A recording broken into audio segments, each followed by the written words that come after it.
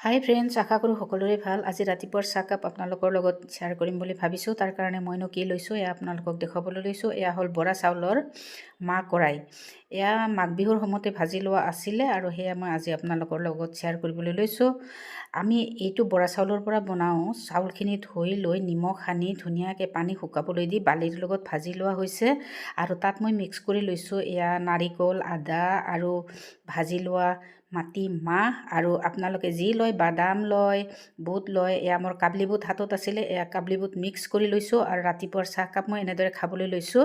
আমাৰ গোৱালপাৰা বা কামৰূপৰ ফালে এনেদৰে মাহ কৰাই তৈয়াৰ কৰা হয়। আপোনালোকে কেনেকৈ তৈয়াৰ কৰে জনাবলৈ নাপাহৰিব। এয়া আমি হ'লোঁ বড়ো মানুহ, গতিকে বড়ো মানুহবিলাকে গোৱালপাৰাই হওক বা কামৰূপতেই হওক এইটো প্ৰচেছতে আমাৰ মাহ কৰাই বনায়। বালিৰ লগত ভাজি পেলাই বনায়। বালিখিনি পূৰা গৰম কৰি লৈ পেলাই তাত বৰা চাউলখিনি দি